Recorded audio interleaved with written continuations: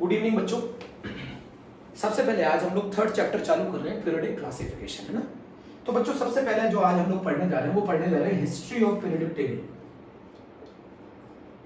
कैसे हम लोग पीरियोडिक टेबल तक पहुंचे और इससे पहले क्या क्या डिस्कवरी हुई। तो बच्चों हिस्ट्री ऑफ पीरियोडिक टेबल को पढ़ने से पहले मैं आपको बताना चाहता हूँ कि 18th सेंचुरी में शुरुआत में एलिमेंट्स बहुत कम डिस्कवर हुए थे और उनकी स्टडी भी काफ़ी कम हुई थी। तो हर एलिमेंट की प्रॉपर्टीज़ को स्टडी कर पाना आसान था क्योंकि उनकी स्टडी बहुत कम हुई थी। तो हर एलिमेंट की प्रॉपर्टीज़ को स्टडी कर पाना आसान था। बट जैसे जैसे 19th सेंचुरी आई, जैसे जैसे एलिमेंट्स की डिस्कवरी ज़्यादा हुई, उनकी प्रॉपर्टी उनकी स्टडी ज़्यादा हुई, तो अब डिफ़िकल्ट हो गया हर एलिमेंट की प्रॉपर्टीज़ को इतना पढ़ पाना। तो साइंटिस्टों ने सोचा कोई इनको सिस्टमेटिक इस तरीके से अरेंज किया जाए कि हर एलिमेंट की प्रॉपर्टीज़ को सही तरीके से स्टडी किया जा सके और उनकी प्रॉपर्टीज़ को एक साथ पढ़ा जा सके। तो उसके लिए उन्होंने पीरियोडिक क्लासिफिकेशन किया, उसके लिए उन्हें पीरियोडिक टेबल तक बनाने की जरूरत पड़ी। तो सबसे पहले जो क्लासिफिकेशन आया बच्चों, सबसे पहले क्लासिफिकेशन आया, ये बात समझ में आई आपको कि पीरियोडिक टेबल की हिस्ट्री कैसे, क्यों पीरियोडिक टेबल की आवश्यकता पड़ी। तो शुरुआत में हुआ क्या, शुरुआत में ये हुआ कि शुरुआत में जब एलिमेंट्स कम डिस्कवर थे और उनकी स्टडी भी कम हुई थी तो हर एलिमेंट की प्रॉपर्टीज़ को इंडिविजुअली बहुत आसानी से स्टडी किया जा सकता था। बट जैसे जैसे एलिमेंट ज़्यादा डिस्कवर हुए, जैसे जैसे उनकी स्टडी ज़्यादा हुई, तो अब एलिमेंट्स की इंडिविजुअल प्रॉपर्टीज़ को पढ़ना बड़ा डिफ़िकल्ट हो गया। तो एक सिस्टमेटिक वे बनाया गया जिसके थ्रू हम बहुत सारे एलिमेंट की प्रॉपर्टीज़ को एक साथ स्टडी करें। और this is the main theme of behind the periodic table, है ना। तो बच्चों अगर हम बात करें तो सबसे पहला जो क्लासिफिकेशन दिया था बच्चों, सबसे पहला क्लासिफिकेशन सर लेवोजियर ने दिया था। सर लेवोजियर ने सबसे पहला क्लासिफिकेशन दिया था और उन्होंने बताया था कि एलिमेंट्स को दो पार्ट्स में डिवाइड किया जाएगा। एक पार्ट को हम लोग बोलेंगे बच्चों मेटल और एक पार्ट को हम बोलेंगे नॉन मेटल। तो जितने एलिमेंट शुरुआत में डिस्कवर थे, जितने एलिमेंट बच्चों शुरुआत में डिस्कवर थे, वो सारे एलिमेंट को इन्होंने दो पार्ट्स में डिवाइड किया, one is metal and other is non metal. तो उन्होंने शुरुआत में जितने भी एलिमेंट डिस्कवर थे उनको दो पार्ट्स में क्लासिफाई किया, एक को मेटल कहा और एक को नॉन मेटल कहा। बच्चों बट ये थ्योरी फेल हो गई। कब ये थ्योरी फेल हो गई? जब मेटलॉइड आए। बच्चों जब ये थ्योरी फेल हो गई जब मेटलॉइड्स आए। मेटलॉइड के आने पर ये थ्योरी फेल हो गई। आप बोलोगे कैसे? मेटलॉइड कौन कौन थे मैं आपको बता दूं, जैसे जर्मेनियम, जैसे आर्सेनिक, जैसे एंटीमनी, जैसे सेलेनियम, जैसे टेलुरियम, ये मेटलॉइड है। एनसीईआरटी में बेटा गिवन है, यही मेटलॉइड है। तो इन्होंने बताओ, आप मुझे एक चीज समझाओ मेरे बच्चों, समझो। सर लेवोजियर ने कहा जितने भी एलिमेंट्स हैं उन्हें सिर्फ आप दो पार्ट्स में डिवाइड कर सकते हैं, एक मेटल और एक नॉन मेटल। बट अब यहाँ पर एक और प्रॉब्लम आ गई, सारे मेटल की प्रॉपर्टी एक जैसी नहीं थी, सारे नॉन मेटल की प्रॉपर्टीज एक जैसी नहीं थी। तो फिर कैसे स्टडी किया जा सकता है? सारे मेटल की स्टडी एक साथ कैसे की जा सकती है? सारे नॉन मेटल की स्टडी एक साथ कैसे की जा सकती है? सारे मेटल की प्रॉपर्टीज एक जैसी नहीं थी, सारे नॉन मेटल की प्रॉपर्टीज एक जैसी नहीं थी। तो फिर कैसे संभव है सारे मेटल और सारे मेटल की प्रॉपर्टीज को एक साथ स्टडी कर पाना, सारे नॉन मेटल की? और जब मेटलॉइड आ गया तो इन्होंने तो उनको क्लासिफाई ही नहीं किया। इन्होंने तो बोला जितने भी एलिमेंट्स क्लासिफाई किए गए वो मेटल और नॉन मेटल में। तो अब मेटलॉइड कहाँ जाएंगे? तो ये थ्योरी फेल हो गई। तो मेटल में कैसे? आप जैसे मान लो अगर मैं आपसे बोलूं क्या आप सोडियम के ग्लास में पानी पी सकते हैं? तो नहीं पी सकते। आप कॉपर के ग्लास में पानी पीते हैं? क्या आप कैल्शियम से ज्वेलरी बना सकते हैं? नहीं बना सकते। बट गोल्ड से बना सकते हैं। तो कैल्शियम और गोल्ड की प्रॉपर्टीज अलग अलग है ना, सोडियम और आपके कॉपर की प्रॉपर्टीज अलग अलग है। तो सारे मेटल की प्रॉपर्टी एक जैसी नहीं होती। Sodium is a soft metal, iron is a hard metal, copper is a hard metal. बोलो बच्चों बताओ। तो मेटल की इन्होंने क्या जनरली प्रॉपर्टी, मेटल बोले, मेटल आर जनरली आप लोगों ने पढ़ा होगा 10th में, metal are malleable, metal are malleable and ductile. Metal malleable है, डक्टाइल है, नॉट ब्रिटल, ये टूटते नहीं है, ये टूटते नहीं है। मेटल मैलिएबल होते हैं, डक्टाइल होते हैं, बट ब्रिटल नहीं होते। बच्चों metal are good conductor of, metal are good conductor of heat and electricity, metal are good conductor of heat and electricity. Metal good conductor होते हैं हीट और इलेक्ट्रिसिटी के। क्यों होते हैं बच्चों? उसका रीजन है ड्यू टू फ्री इलेक्ट्रॉन। ये फ्री इलेक्ट्रॉन एनर्जी को एक जगह से दूसरी जगह कैरी आउट करते हैं, तो हीट के फॉर्म में या फिर बच्चों इलेक्ट्रिसिटी के फॉर्म। बच्चों मेटल जो होते हैं ना वो लस्टर होते हैं। लस्टर का मतलब है बच्चों चमक, और ये चमक भी आती है फ्री इलेक्ट्रॉन्स के कारण। ये फ्री इलेक्ट्रॉन एनर्जी एब्जॉर्ब करते हैं, एनर्जी रिलीज करते हैं, उसकी वजह से मेटल चमकते हुए दिखाई देते हैं। मेटल पे अगर आप कोई चीज हार्ड चीज स्ट्राइक करो तो वो आवाज करते हैं, सोनोरस होते हैं, आवाज करते हैं। तो बताओ मेटल आवाज। तो ये कुछ मेटल की प्रॉपर्टीज हैं। Metal are malleable not ductile, वो metal are malleable and ductile not brittle, metal are good conductor of heat and electricity, metal are lustre, metal are sonorous. बच्चों मैं बताना चाहता हूं आपको कि सारे मेटल की प्रॉपर्टीज एक जैसी नहीं थी। अब आप सोडियम की टेबल तो बना सकते हैं, पोटेशियम की टेबल नहीं बना सकते, बट आयरन की टेबल बना सकते हैं। तो क्या आयरन और सोडियम की प्रॉपर्टीज एक जैसी है? बिल्कुल गलत आंसर। तो जब तो मेटल की प्रॉपर्टी सेम नहीं है तो नॉन मेटल की प्रॉपर्टी सेम नहीं है, तो सारे मेटल की स्टडी एक साथ संभव है नहीं है स्टडी कर पाना। अब जैसे non metal generally soft, non metal are generally soft and brittle, non metal generally soft and brittle, non metal generally soft होते हैं और ब्रिटल होते हैं। जैसे मेरे प्यारे बच्चों, जैसे except diamond, diamond hardest substance, diamond को छोड़ के बाकी सारे non metal generally soft and brittle होते हैं। Non metal are bad conductor of heat and electricity, bad conductor of heat and electricity.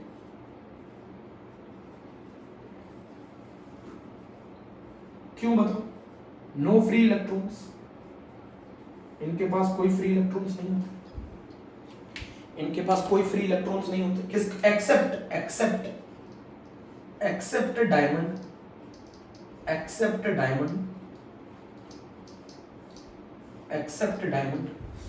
Sorry बच्चों, सॉरी ध्यान नहीं रहा। Accept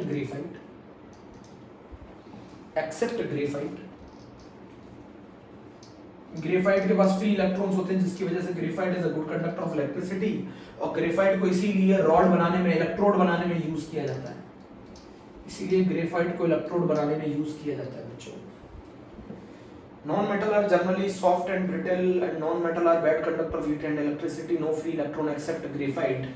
non metal non lustrous होते हैं, नॉन मेटल नॉन सोनोरस होते हैं।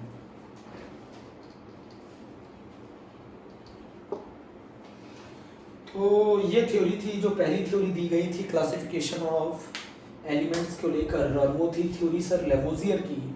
उनका कहना था एलिमेंट्स दो पार्ट में क्लासिफाई किए जाते हैं, मेटल एंड नॉन मेटल में। जब दो मेटल की प्रॉपर्टीज सिमिलर नहीं है तो सारे मेटल, फिर दो मेटल की प्रॉपर्टीज अलग अलग हैं तो फिर सारे मेटल के लिए एक ही प्रॉपर्टी नहीं हो सकती ना, उनकी स्टडी भी अलग अलग की जाएगी। बच्चों ऐसा कैसे हो सकता है कि पोटेशियम और सोडियम और आयरन की स्टडी एक साथ की जा सके? नहीं की जा सकती, क्योंकि उनकी प्रॉपर्टीज अलग अलग है। दो नॉन मेटल की प्रॉपर्टीज अलग अलग हैं तो उनकी स्टडी भी एक साथ कर पाना बहुत मुश्किल है। तो ये थ्योरी फेल हो गई। और दूसरा कि मेटलॉइड के आते हुए ये थ्योरी, मेटलॉइड को कोई जगह नहीं मिली इसके क्लासिफिकेशन में, तो ये थ्योरी फेल हो गई। तो बच्चों जो अगली क्लासिफिकेशन था वो सर डोबरनियर ने किया, डोबरनियर लॉ ऑफ ट्राइड। अगला जो क्लासिफिकेशन था वो सर डोबरनियर ने किया, किसके फॉर्म में? डोबरनियर लॉ ऑफ ट्राइड के फॉर्म में।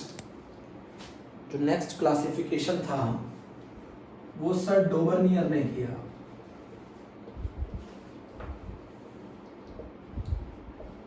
Law of tried. बच्चों इन्होंने क्या किया? इन्होंने पहली बार एक वर्ड दिया जिसको कहा गया ग्रुप। इन्होंने क्या किया? ट्राइड का मतलब था group of 3 element, group of 3 element, उसको ट्राइड बोला गया। बट ऐसा नहीं कि किन्हीं भी 3 एलिमेंट के ग्रुप ले लोगे तो आप उसे ट्राइड बोलने लग जाओगे। इन्होंने एक शर्त रखी, मान लीजिए वो 3 एलिमेंट x है, y है और z है। इन्होंने बोला जो एटॉमिक मास होगा y का वो x प्लस z का एवरेज होगा, फर्स्ट और थर्ड का एवरेज होगा या फिर अर्थमेटिक मीन होगा। मान लो वो 3 एलिमेंट ये हैं x y z, और इन्होंने सर डोबरनियर ने इन एलिमेंट्स को इंक्रीजिंग ऑर्डर एटॉमिक मास में अरेंज किया, इन्होंने increasing order of atomic mass में इनको अरेंज किया, और इन्होंने कहा कि जो मिडिल वाला एलिमेंट है उसका जो एटॉमिक मास है वो फर्स्ट और थर्ड वाले का अर्थमेटिक मीन होगा या एवरेज होगा। अगर ये शर्त पूरी हो जाए तो हमारा वो ट्राइड कहलाएगा, और अगर ये शर्त पूरी ना हो पाए तो वो ट्राइड नहीं कहलाएगा। जैसे इसको और आप ज्यादा सॉल्व करो मैथमेटिक्स वाइज, तो 2y = x + z, 2y = x + z। ठीक है, अब जरा मैं आपको बताता हूँ। जैसे मान लीजिए लिथियम है, सोडियम है, पोटेशियम है। Lithium atomic number 7, sodium atomic number 23 और पोटेशियम एटॉमिक नंबर 39। तो आप क्या करिए बताइए, अब जो सोडियम है इसका एटॉमिक नंबर जो 23 है, एटॉमिक मास सॉरी, सोडियम जो है इसका एटॉमिक मास जो 23 है, ये लिथियम और पोटेशियम के मासेस का एवरेज 7 + 39 / 2। तो इन तीन एलिमेंट्स की प्रॉपर्टीज, इन तीन एलिमेंट्स की प्रॉपर्टीज सिमिलर होगी, इन तीन एलिमेंट्स की प्रॉपर्टीज सिमिलर होगी। तो ट्राइड के लिए शर्त क्या थी कि ग्रुप ऑफ 3 एलिमेंट होना चाहिए, increasing order of atomic mass होना चाहिए, और मिडिल वाले का जो मास है वो फर्स्ट और थर्ड का अर्थमेटिक मीन होना चाहिए, या फिर फर्स्ट और थर्ड का एवरेज होना चाहिए। अगर ये चीज एवरेज आ रहा है, अगर मान लो फर्स्ट और थर्ड का एवरेज मिडिल वाले एलिमेंट का एटॉमिक मास आ रहा है, तो उन तीनों की प्रॉपर्टीज सिमिलर होंगी। बट बच्चों इसके लिए एक ट्रिक बताता हूँ मैं आपको, इसकी एक ट्रिक बताता हूँ, और वो ट्रिक ये है कि अगर एटॉमिक नंबर का डिफरेंस सेम आए तो वो ट्राइड फॉर्म करेगा, ट्राइड होगा, तो वो ट्राइड होगा। नोट करो।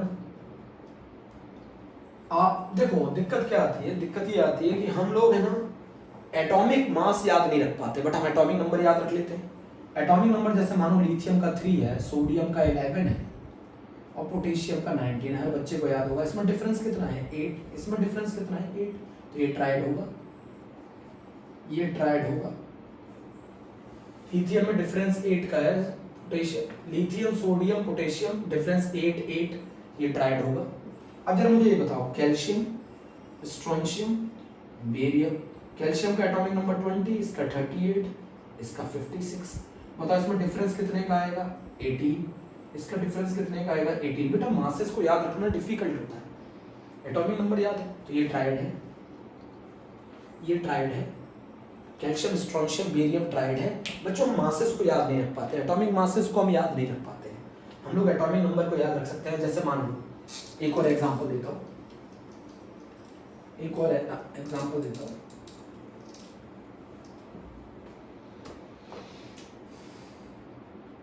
अब जैसे एक और एग्जांपल देता हूं, और वो एग्जांपल है जैसे मान लो fluorine, chlorine, bromine.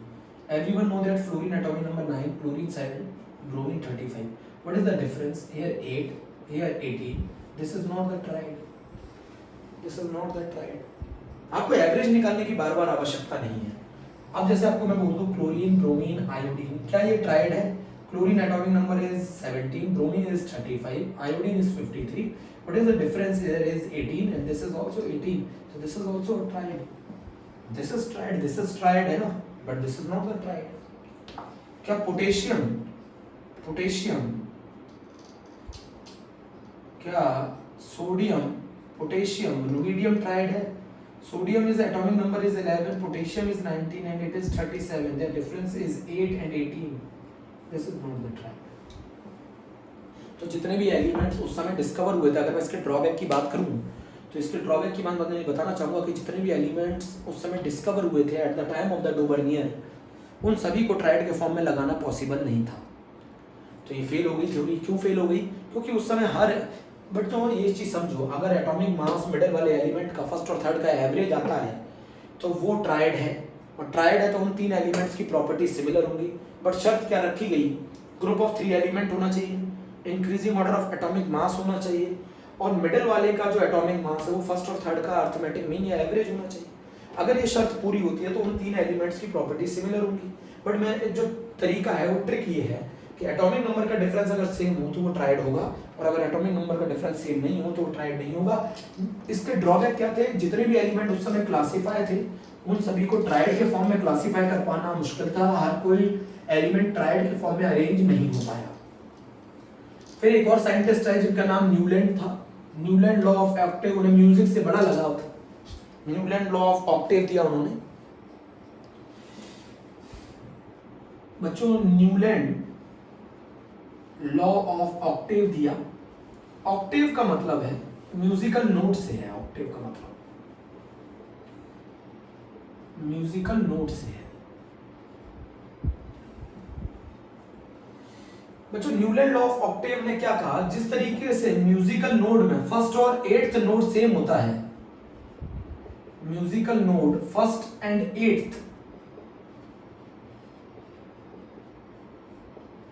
Musical note first और एट्थ बच्चों सेम है, जिस तरीके से सा रे गा मा पा धा नी सा, तो फर्स्ट एंड एट्थ सेम है, म्यूजिकल नोट में फर्स्ट एंड एट्थ सेम है, उसी तरीके से फर्स्ट एंड एट्थ एलिमेंट की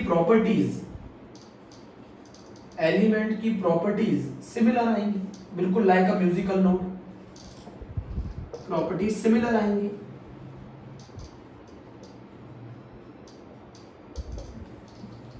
फर्स्ट और एट्थ की प्रॉपर्टीज सिमिलर आएंगी। अब जरा आप इसको समझिए, बहुत आसान है।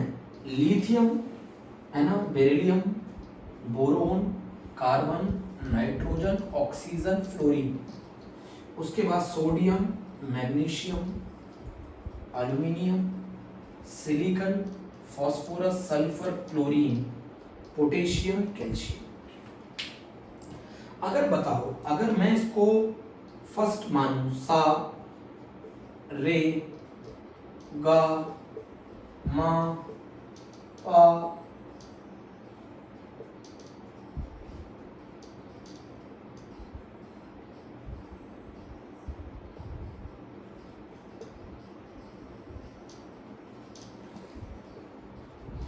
बच्चों ऐसे लिखा गया, देखो सा रे गा मा पा दा नी सा, तो लिथियम पे सा आ रहा है, like first and eighth note are similar, तो लिथियम और सोडियम की प्रॉपर्टी सिमिलर होंगी। अगला सा किस पर आएगा, इस पर आएगा, अगला सा इस पर आएगा। म्यूजिकल नोड क्या कहता है, first musical note and eighth musical note are same, तो उसी तरीके से फर्स्ट एंड एट्थ की प्रॉपर्टी सिमिलर होंगी, फर्स्ट और एट्थ की प्रॉपर्टी सिमिलर होगी। बच्चों दिक्कत क्या आई, बहुत आसान है। इसने भी एलिमेंट्स को, न्यूलैंड ने भी एलिमेंट्स को किस में अरेंज किया, इन्होंने भी एलिमेंट्स को increasing order of atomic mass में अरेंज किया। ये सब मेंडलीव तक सब इनने एटॉमिक मास को यूज किया, मेंडलीव तक सभी ने एटॉमिक मास को यूज किया।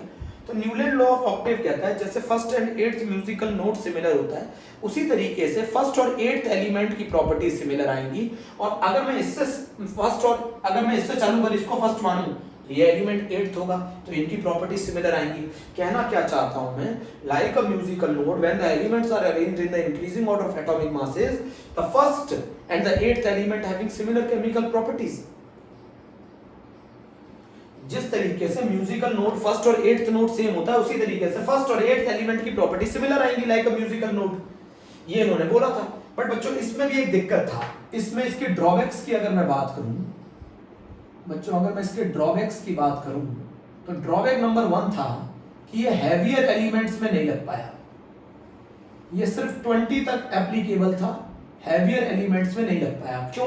बाद में जाके फर्स्ट और 18th एलिमेंट की प्रॉपर्टी सिमिलर आ रही थी हैवियर एलिमेंट्स में, तो ये म्यूजिकल नोड वहां पर फेल हो गया, तो ये हैवियर एलिमेंट्स में एप्लीकेबल नहीं है। और एट द टाइम ऑफ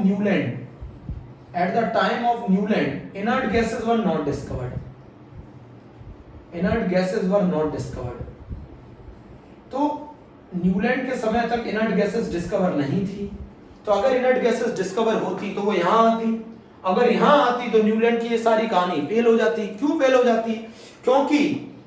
क्योंकि फर्स्ट और 9th एलिमेंट की प्रॉपर्टी सिमिलर आ जाती। अगर इनर्ट गैसेस आती तो यहां आती ना, फ्लोरीन के बाद फ्लोरीन के बाद ही तो आती है नियोन।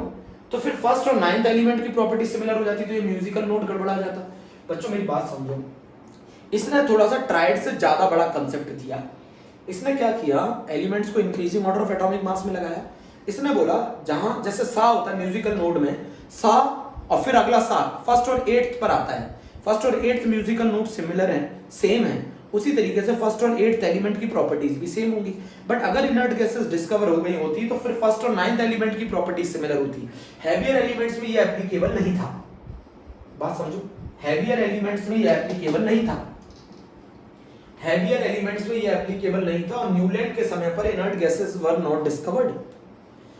तो पीरियोडिक क्लासिफिकेशन कहता है कि न्यूलैंड लॉ ऑफ ऑक्टेव बिल्कुल म्यूजिकल नोट से है, एलिमेंट को increasing order of atomic mass में लगाया गया है। जिस तरीके से first and eighth node is same, first and eighth node is same, उसी तरीके से फर्स्ट एंड एट्थ एलिमेंट की प्रॉपर्टी सिमिलर आएंगी।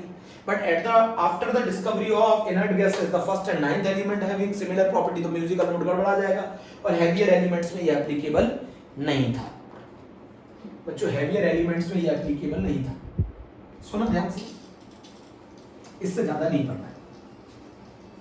कैल्शियम के बाद ये एप्लीकेबल नहीं था।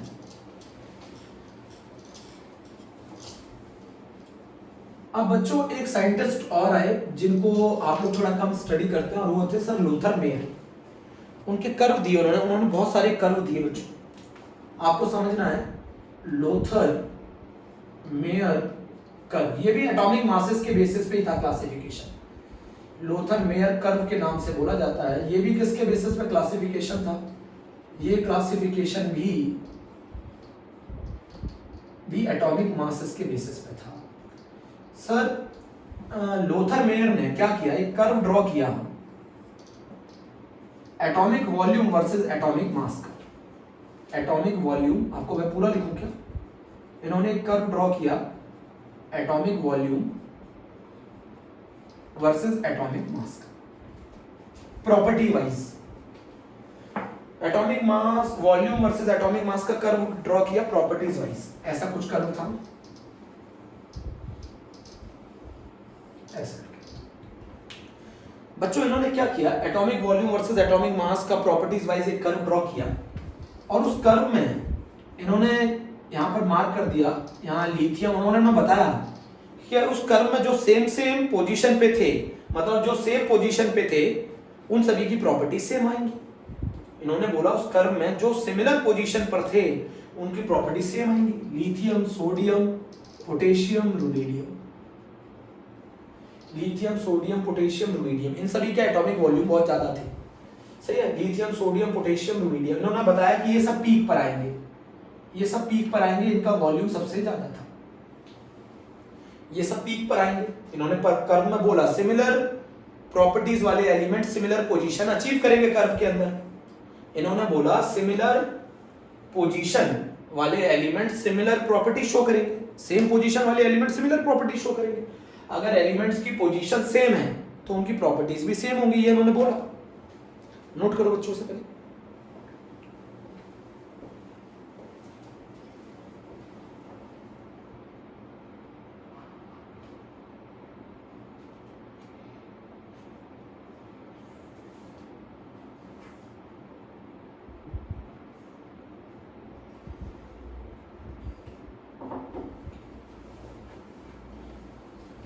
सिमिलर प्रॉपर्टीज वाले एलिमेंट सिमिलर पोजीशन वाले एलिमेंट सेम प्रॉपर्टी शो करेंगे, इनके कर्व में ये बोला गया। बच्चों एक चीज समझना है, एक चीज समझना है, मैं आपको बता दूं, जो डी ब्लॉक के मेटल है, डी ब्लॉक के मेटल है, जैसे आयरन, हैवी मेटल है, इन मेटल की डेंसिटी बहुत ज्यादा होती है, और अगर इन मेटल की डेंसिटी बहुत ज्यादा होती है तो वॉल्यूम बहुत कम होगा, तो ये सब बॉटम में आएंगे। तो ट्रांजिशन मेटल थे ना जितने भी, वो सब बॉटम में थे। जितने भी ट्रांजिशन मेटल थे, ये ट्रांजिशन मेटल बोले जाते हैं बच्चों। डी ब्लॉक के मेटल को, जैसे आयरन है, कोबाल्ट है, निकल है, ये सब ट्रांजिशन मेटल कहाँ थे, बॉटम में थे। क्यों थे बताओ, ये सब बॉटम में क्यों थे? इनकी डेंसिटी ज्यादा थी, और डेंसिटी अगर ज्यादा थी तो वॉल्यूम कम था। अब बच्चों ये बताओ मुझे, मैं आपको तरीका सिखाऊं उसको याद करने का। सोडियम के बाद कौन आता है? मैग्नीशियम, तो मैग्नीशियम यहां था। और सोडियम से पहले कौन आता है? सोडियम से पहले कौन आता है? सोडियम से पहले आता है फ्लोरीन। सोडियम से पहले आता है फ्लोरीन। जल्दी बताओ। पोटेशियम से पहले कौन आता है? क्लोरीन। और पोटेशियम के बाद कौन आता है? कैल्शियम। तो मैं यहां से क्या चीज सीखी आपने? बताओ यहां से क्या चीज सीखी आपने? यहां से सीखा आपने जो असेंडिंग था, कर्व में जो असेंडिंग पोजीशन थी, कर्व के अंदर जो असेंडिंग पोजीशन थी, असेंडिंग पोजीशन किसको दी गई है? याद नहीं रखना है आपको। सोडियम के बाद कौन आता है? मैग्नीशियम। सोडियम से पहले कौन आता है? फ्लोरीन। तो असेंडिंग पोजीशन किनको दी गई? हेलोजन्स को। इस कर्व में असेंडिंग पोजीशन किसको दी गई? हेलोजन्स को। हेलोजन्स मतलब फ्लोरीन, क्लोरीन, ब्रोमीन, इनको। और जो डिसेंडिंग पोजीशन थी, जो डिसेंडिंग पोजीशन थी कर्व में, जो डिसेंडिंग पोजीशन थी कर्व में, वो किनको दी गई? अल्कलाइन अर्थ मेटल को। वो किनको दी गई? Alkaline earth metal. जो डिसेंडिंग पोजीशन है वो अल्कलाइन अर्थ मेटल को दी गई। कौन कौन है alkaline earth metal? Magnesium, calcium, strontium. तो ये आपको याद रखना था। और सबसे बॉटम वाली पोजीशन किसको दी गई? डी ब्लॉक के मेटल को, क्योंकि उनकी डेंसिटी बहुत ज्यादा थी। तो ये क्वेश्चन पूछा जाता है लोथर मेयर कर्व का कि असेंडिंग पोजीशन पे कौन है? हेलोजन्स। डिसेंडिंग पोजीशन पे कौन है? Alkaline earth metal. Peak position पे कौन है? Alkali metal. पीक पर कौन है? Alkali metal. पीक पर अल्कली मेटल। असेंडिंग पोजीशन किसको दी गई? हेलोजन्स को। डिसेंडिंग पोजीशन किसको दी गई? Alkaline earth metal.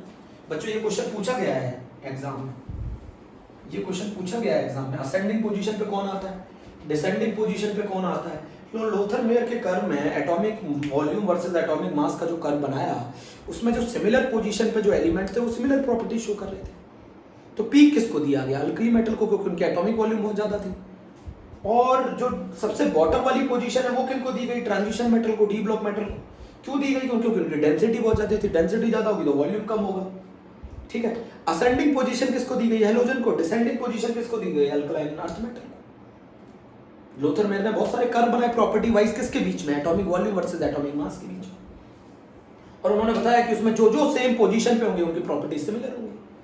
अब ये याद रखना पड़ता था बच्चों को कि कौन कौन सेम पोजीशन पे होगा। तो मैंने बड़ा आसान तरीका बताया। सोडियम के बाद कौन आता है? मैग्नीशियम। तो मैग्नीशियम डिसेंडिंग में आ गया, ऊपर से नीचे, और ये नीचे से ऊपर हेलोजन। तो हेलोजन आ गया असेंडिंग में और मैग्नीशियम आ गया डिसेंडिंग में। अल्कलाइन अर्थ मेटल आ गया डिसेंडिंग में, हेलोजन आ गया असेंडिंग में। पीक पोजीशन आ गए अल्कली मेटल और बॉटम पोजीशन पे आ गए डी ब्लॉक मेटल। तो आज हमने तीन का क्लासिफिकेशन पढ़ लिया। आज हमने, बताओ कौन कौन से हमने तीन क्लासिफिकेशन पढ़ लिए। एक क्लासिफिकेशन हमने पढ़ा लेवोजियर का, एक क्लासिफिकेशन हमने पढ़ा डोबरनियर का, एक क्लासिफिकेशन पढ़ा हमने न्यूलैंड का, और एक क्लासिफिकेशन पढ़ा हमने लोथर मेयर का। अगला क्लासिफिकेशन पढ़ेंगे मेंडलीव का और मॉडर्न का। तब तक के ठीक है बच्चों? समझ में आया? समझ में आया? कुछ समझ में आया बच्चों? बोलो। कुछ रिवीजन बता दो, कुछ रिवीजन बता दूं जो आपको बार बार पढ़ना है। और वो है जैसे आप ये बताओ कॉन्फ़िगरेशन का एक्सेप्शन क्या? बच्चों तीन चीजें आपको बहुत ध्यान से पढ़नी है। कॉन्फ़िगरेशन का एक्सेप्शन पढ़ना है, कॉन्फ़िगरेशन के एक्सेप्शन पढ़ना है। बताओ कौन है? एक तो क्रोमियम है, एक कॉपर है। क्यों exception? Half filled is more stable. बच्चों पेपर में आना ही आना है, half filled is more stable. क्यों हाफ फील्ड मोर स्टेबल होता है? Due to exchange of energy, due to exchange energy. जितनी ज्यादा एक्सचेंज एनर्जी होगी उतनी ज्यादा स्टेबिलिटी होगी। और एक और रीजन भी है सिमेट्री, एक और रीजन भी है सिमेट्री। सेम रीजन है कॉपर के केस में, fully filled are more stable, fully filled are more stable. Fully filled ज्यादा स्टेबल क्यों होता है? Due to exchange energy, and stability. ये एग्जाम में जरूर आएगा बच्चों, 100% एग्जाम में आएगा, क्योंकि ये रेगुलर ट्रेंड को फॉलो नहीं करते हैं। अब अगर मैं मान लो क्रोमियम का कॉन्फ़िगरेशन बोलूं तो क्रोमियम का कॉन्फ़िगरेशन 2,4 होता है, तो बच्चा सोचता है आर्गन 4s2 3d4। बच्चों गलत है बिल्कुल। इसका जो कॉन्फ़िगरेशन होता है वो होता है आर्गन 4s1 3d5। इंपॉर्टेंट। अब मान लो मैंने आपको क्या तरीका बताया था, अगर मान लो मैं क्रोमियम में आपसे पूछूं +3 का कॉन्फ़िगरेशन क्या होगा, तो इन दोनों के इलेक्ट्रॉन का सम करो कितना आएगा, 5 + 1 6। 6 में से कितने इलेक्ट्रॉन निकालने, 6 में से 3 इलेक्ट्रॉन निकालने, बचे कितने, 3। इतने डी में भर दो, तो इसका कॉन्फ़िगरेशन हो जाएगा आर्गन 3d3। क्रोमियम +3 का कॉन्फ़िगरेशन हो जाएगा आर्गन 3d3। अब 3d3 में कितने अनपेयर्ड इलेक्ट्रॉन होंगे जरा गिनो, 1 2 3, तो 3 अनपेयर्ड इलेक्ट्रॉन होंगे। 3d3 में 3 अनपेयर्ड इलेक्ट्रॉन होंगे। कितने अनपेयर्ड इलेक्ट्रॉन होंगे, 3 अनपेयर्ड इलेक्ट्रॉन।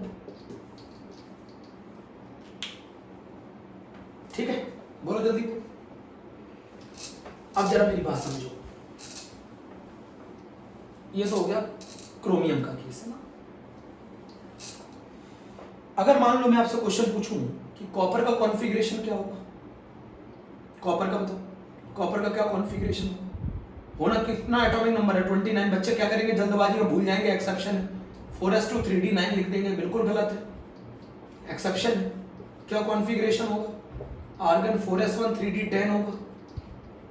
अगर मैं आपसे बोलूं कॉपर +2 का कॉन्फ़िगरेशन निकालो, इन दोनों के इलेक्ट्रॉन को ऐड करो, 11 आ गए। इन दोनों के इलेक्ट्रॉन को ऐड करो, 10 + 1 11 आ गया। 11 में से 2 माइनस करो, 9 आ गए। इसका कॉन्फ़िगरेशन होगा 3d9।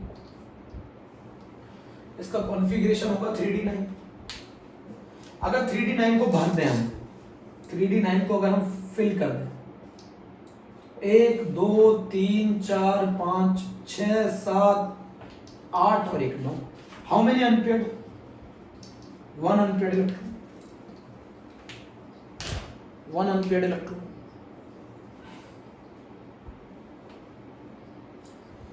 तो ये दोनों कॉन्फ़िगरेशन के एक्सेप्शन है, ये दोनों कॉन्फ़िगरेशन के एक्सेप्शन है, नोट करा।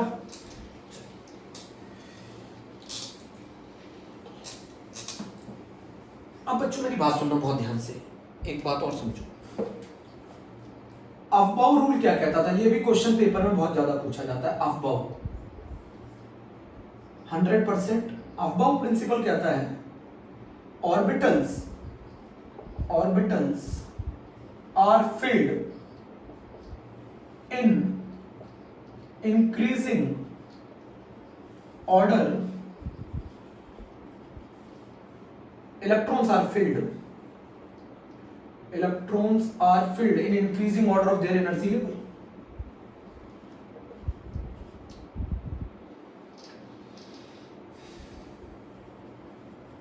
इलेक्ट्रॉन्स को जब हम भरेंगे तो किस ऑर्डर में भरेंगे, increasing order of their energy level. अब मैंने आपको तरीका सिखाया था, एनर्जी कैसे निकाला जाता है मल्टी इलेक्ट्रॉनिक सिस्टम में। मल्टी इलेक्ट्रॉनिक सिस्टम में एनर्जी कैसे निकाली जाती है, n+l से। n+l ज्यादा एनर्जी ज्यादा, और मान लो अगर n+l की वैल्यू सेम आ जाए तो फिर क्या देखेंगे, n ज्यादा एनर्जी ज्यादा। मल्टी इलेक्ट्रॉनिक सिस्टम में n+l ज्यादा एनर्जी ज्यादा, n+l की वैल्यू सेम आ जाए तो फिर n देखेंगे। अब जरा मुझे समझाओ, सबसे कम एनर्जी किसकी, 1s की, फिर किसकी, 2s की, याद हो गया होगा, फिर 2p की,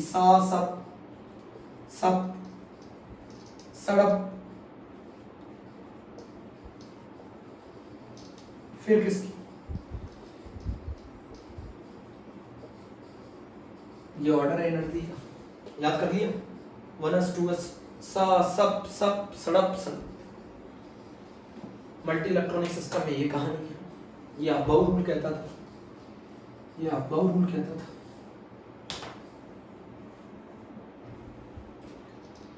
आप जब तक एक ऑर्बिटल कंप्लीटली नहीं भर जाएगा तब तक आप आगे वाले ऑर्बिटल में नहीं जा सकते। इसको जब तक आप कंप्लीटली नहीं भर लेंगे तब तक इसमें नहीं जाएंगे, जब तक इसको कंप्लीटली नहीं भर लेंगे तब तक इसमें नहीं जाएंगे। तो इलेक्ट्रॉन सबसे पहले किस ऑर्बिटल में भरना चालू करेगा जिसकी एनर्जी सबसे कम है। Electrons are filled in the increasing order of their energy level, ठीक। अब वो प्रिंसिपल ये कहता था।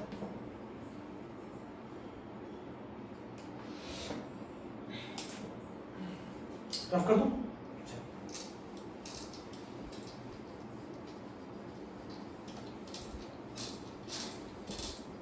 अच्छा, लूथर मेयर कर्व क्या कहता था? अभी फिर से बताओ मुझे। Luther mayor curve, Luther mayor curve कुछ नहीं कहता था। लूथर मेयर ने एक कर्व बनाया था किसके बीच में? लूथर मेयर ने एक कर्व बनाया था atomic mass, atomic volume. Luther mayor ने एक कर्व बनाया था एटॉमिक वॉल्यूम और एटॉमिक मास के बीच में। लूथर मेयर ने एक कर्व बनाया था एटॉमिक वॉल्यूम और एटॉमिक मास के बीच में। एटॉमिक वॉल्यूम और एटॉमिक मास के बीच में लूथर मेयर ने एक कर्व बनाया था और वो कर्व कुछ इस तरीके से था। और इसमें लूथर मेयर ने ये कहा था, सर लूथर मेयर ने, कि सिमिलर पोजीशन वाले एलिमेंट्स की प्रॉपर्टी सिमिलर होगी। ये लिथियम मान लो, ये सोडियम मान लो, ये पोटेशियम मान लो, ये रुबिडियम मान लो। इन्होंने बोला था सिमिलर प्रॉपर्टीज वाले एलिमेंट्स की प्रॉपर्टी सिमिलर होगी। इन्होंने प्रॉपर्टीज वाइज एटॉमिक वॉल्यूम और एटॉमिक मास का कर्व बनाया। बहुत सारे एलिमेंट्स की प्रॉपर्टीज की स्टडी करी इन्होंने, atomic mass versus atomic volume versus atomic mass का कर्व बनाया। और जब atomic mass versus atomic volume का कर्व बनाया तो सिमिलर प्रॉपर्टी, सिमिलर पोजीशन वाले एलिमेंट्स की प्रॉपर्टी सेम आएंगी। तो पी किसको दे दिया गया? असाइन कर दिया गया अल्कली मेटल को। और जो बच्चों ये बॉटम था ना, ये बॉटम जो था ये दे दिया गया ट्रांजिशन मेटल को, डी ब्लॉक मेटल को। क्यों दे दिया गया ट्रांजिशन मेटल को? क्योंकि उनकी डेंसिटी ज्यादा थी। डेंसिटी ज्यादा थी तो वॉल्यूम कम होगा। तो ये भी एक क्वेश्चन पूछा जाता है, सबसे बॉटम वाली पोजीशन किसको असाइन की गई। अब बच्चों ये बताओ, आप बताओ सोडियम के बाद कौन आता है? सोडियम के बाद कौन आता है? आपको याद कराता हूँ। सोडियम के बाद कौन आता है? बच्चे बोले मैग्नीशियम आता है। सोडियम से पहले कौन आता है? फ्लोरीन आता है। इसके समय पे भी इनर्ट गैसेस डिस्कवर नहीं थी। Eight the time of Luther mayor inert gases were not discovered. अब बच्चों ये बताओ मुझे, तो हैलोजेंस जो हैं, हैलोजेंस, उनको कौन सी पोजीशन दी गई? असेंडिंग पोजीशन दी गई कर्व में। हैलोजेंस को असेंडिंग पोजीशन दी गई कर्व में। हैलोजेंस को असेंडिंग पोजीशन दी गई कर्व में। और अल्कलाइन अर्थ मेटल को, मैग्नीशियम, अल्कलाइन अर्थ मेटल को डिसेंडिंग पोजीशन दी गई कर्व में।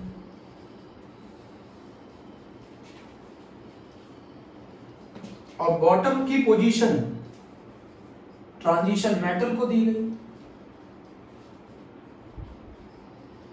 और पीक पोजीशन अल्कली मेटल को दी गई।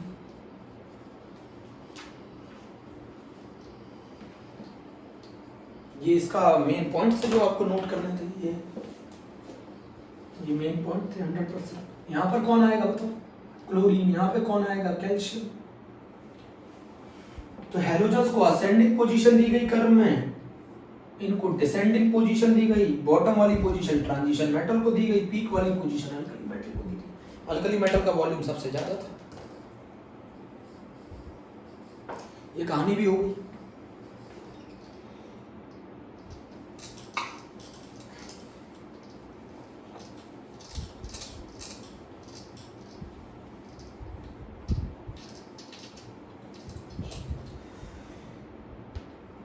अब ये बताओ सर, पॉली ने क्या कहा? Pauli exclusion principal.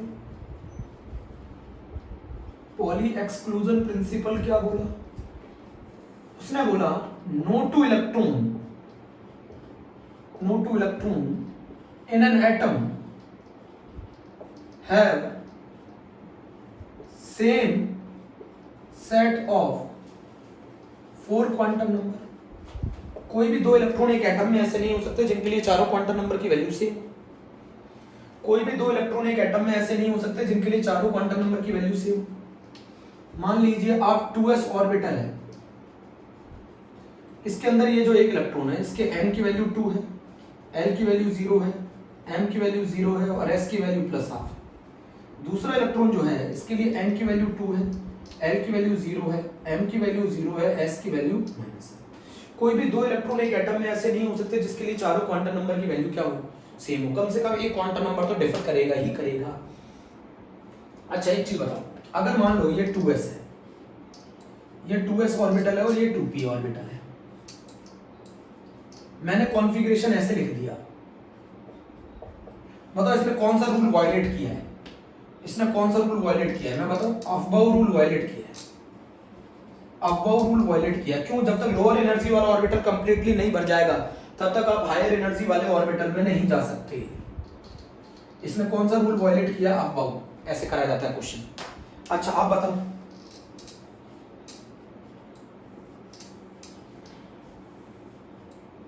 अब इसने कौन सा रूल वायलेट किया? इसने कौन सा रूल वायलेट किया? अब इसने जो रूल वायलेट किया वो है पॉली, क्योंकि दो इलेक्ट्रॉन एक ऐसे एटम में नहीं हो सकते। और इसी ने कहा था कि एक ऑर्बिटल में जो दो इलेक्ट्रॉन भरे जाएंगे, एक ऑर्बिटल में जो दो इलेक्ट्रॉन भरे जाएंगे उसमें एक क्लॉकवाइज होगा और एक एंटी क्लॉकवाइज होगा। ऐसा बोला था सर पॉली ने। सर पॉली ने बोला था no two electrons in an atom have a same set of 4 quantum number. Note करा जाए, सर पॉली ने बोला था no two electrons in an atom have a same set of 4 quantum number.